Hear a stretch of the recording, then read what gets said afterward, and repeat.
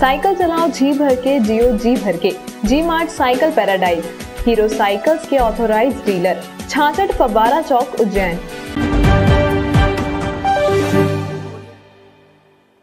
नमस्कार, news morning कैची bulletin में आप सभी दर्शकों का स्वागत है और मैं हूं आपके साथ श्रद्धा पंचली।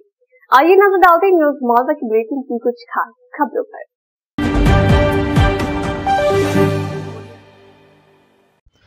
7 दिन के दीपावली अवकाश के बाद उज्जैन में अर्थव्यवस्था की धुरी कृषि उपज मंडी में दोबारा से कारोबार की शुरुआत हो गई है। सुबह 10:31 पर मंडी में मुहूर्त के सौदे के बाद कारोबार की शुरुआत हुई। गोंसा गांव में रहने वाले किसान पीयूष चौधरी की सोयाबीन उपज को 15,501 रुपये प्रति क्विंटल के मान से खरीदा गया। मंगलवार को कृषि उपज मंडी में लगभग 10,000 क्विंटल सोयाबीन की आवक हुई थी।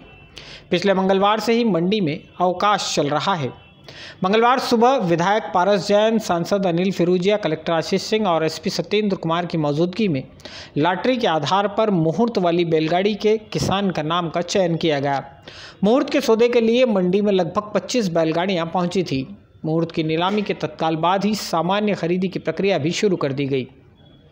व्यापारियों के नए साल के सीजन में इस बार सोयाबीन के दाम अधिकतम 5,500 रुपये प्रति क्विंटल तक ही जाने की उम्मीद है। 2 महीने पहले तक इसी मंडी में सोयाबीन 10,000 रुपये प्रति क्विंटल तक बिक चुकी है। व्यापारियों का मानना है कि अंतर्राष्ट्रीय बाजार में मंदी होने की वजह से इस सीज़न में सोयाबीन के दाम 5,500 रुपये से अधिक नहीं बढ़ेंगे। गत मंगलवार को अवकाश से पहले कृषि उपज मंडी में सोयाबीन 4,000 से 4,500 रुपये प्रति क्विंटल, गेहूं 2,300 रुपये प्रति क्विंटल और चना 4,900 रुपये प्रति क्विंटल तक बिका था। उज्जैन जिले में करीब 5 लाख हेक्टेयर क्षेत्र में सोयाबीन की बोवनी की जाती है। अकेले उज्जैन कृषि उपज मंडी में ही सीजन के दौरान करीब 10 करोड़ रुपए रोज का कारोबार होता है।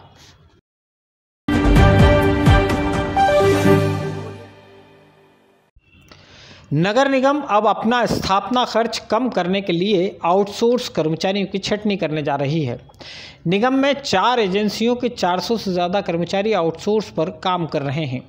आयुक्त ने इनकी संख्या कम करने और नियमित कर्मचारियों से ही काम लेने का फैसला किया है। नगर निगम आयुक्त अंशुल गुप्ता ने सोमवार को सभी विभागों के प्रमुख अधिकारियों को एक पत्र लिखा है। इस पत्र में आयुक्त ने सभी विभाग के प्रमुखों को हिदायत दी है कि वे 3 दिन के भीतर अपने कार्यालय में काम कर रहे ऐसे आउटसोर्स कर्मचारियों के नाम तय कर स्थापना कार्यालय को भिजवाएं, जिन्हें हटाया जा सकता है। आयुक्त ने अपने पत्र में लिखा है कि अनावश्यक रूप से आउटसोर्स कर्मचारियों की नियुक्ति की वजह से निगम के स्थायी और अस्थायी कर्मचारियों के श्रम का पर्याप्त उपयोग भी नहीं हो पा रहा है और नगर निगम पर आर्थिक भार भी पड़ रहा है। गौरतलब है कि पिछले 1 साल की अवधि में नगर निगम में ऐसे करीब 100 कर्मचारी बढ़ गए हैं जो अस्थायी रूप से नगर निगम में भर्ती हुए थे और बाद में कोर्ट के आदेश पर इन्हें नियुक्तियां देना पड़ी। नगर निगम नियुक्तियों से जुड़े केस बड़ी संख्या में हारता चला गया। इन कर्मचारियों को नियुक्ति देने के बाद आउटसोर्स कर्मचारियों की संख्या कम करने के अलावा अन्य कोई विकल्प नहीं रह गया था।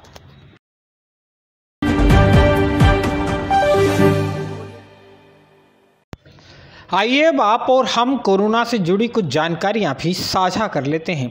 सोमवार शाम को हमारा जिला एक बार फिर से पूरी तरह से कोरोना मुक्त हो चुका है। जिले में अब कोरोना का एक भी एक्टिव केस नहीं है। कोरोना प्रभावित एकमात्र मरीज भी स्वस्थ हो चुका है।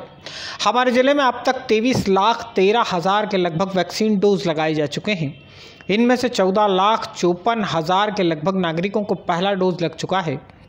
दूसरा डोज लगवाने वालों का आंकड़ा भी 8,59,000 को पार कर गया है। एक बात ज़रूर चिंता की है, पहला डोज लेकर दूसरा वैक्सीन डोज नहीं लगवाने वालों की संख्या लगातार बढ़ रही है। ऐसे लोगों की संख्या 3,40,000 का आंकड़ा पार कर चुकी है। वैक्सीन का दूसरा डोज नहीं लगवाने वालों को भी वैक्सीन देने के लिए अब घर घर वैक्सीन अभियान की तैयारी है। मंगलवार को जिले के 87 सेंटर्स पर वैक्सीनेशन हुआ और शाम तक 2,150 से ज़्यादा नागरिकों को वैक्सीन लगाई जा सकी।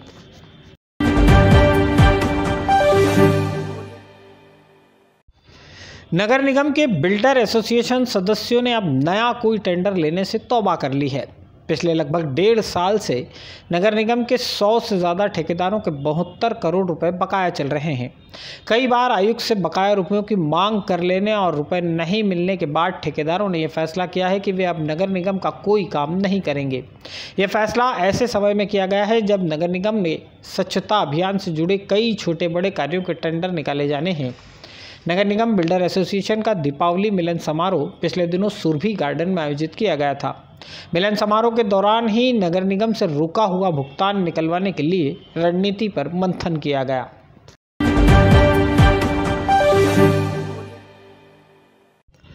केंद्रीय जेल भैरवगढ़ में पदस्थ रहे अधिकारियों की कार्यप्रणाली एक बार फिर से संदेह के घेरे में आ गई है। भैरवगढ़ जेल में बंद रहे एक कैदी की शिकायत के बाद उज्जैन से लेकर भोपाल तक जेल महकमे में खासा हड़कंप मचा हुआ है। इस कैदी की शिकायत की जांच के लिए भोपाल स्तर से एसआईटी का गठन किया गया है। दरअसल मामला है भी संवेदनशील।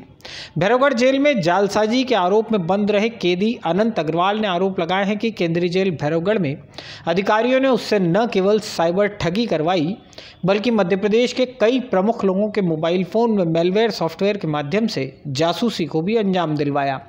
इस कैदी का आरोप है कि उससे मध्य प्रदेश के कई बड़े लोगों के मोबाइल फ़ोन हैक करवाए गए। फिलहाल कैदी अनंत अग्रवाल भोपाल जेल में बंद है।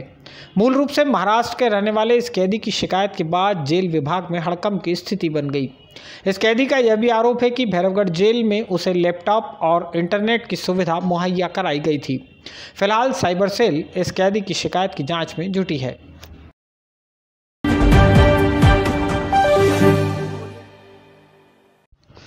यदि आप 18 से 35 साल के गरीब बेरोजगार युवा हैं और गरीबी रेखा के नीचे जीवन यापन करते हैं, उज्जैन शहर के निवासी हैं, तो नगर निगम आपको अपना खुद का रोजगार शुरू करने में मदद करेगी।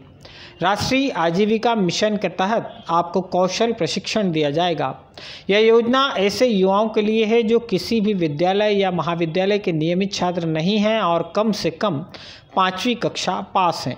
कौशल विकास प्रशिक्षण के लिए बेरोजगार युवा जिले के राष्ट्रीय शहरी आजीविका मिशन कार्यालय नगर निगम के कक्ष क्रमांक 114 और 214 में संपर्क कर food processing, health care, life science, tourism, information technology जैसे संभावित व्यवसाय में निःशुल्क आवासीय और गैर आवासीय कौशल प्रशिक्षण के लिए 10 नवंबर तक आवेदन कर सकते हैं।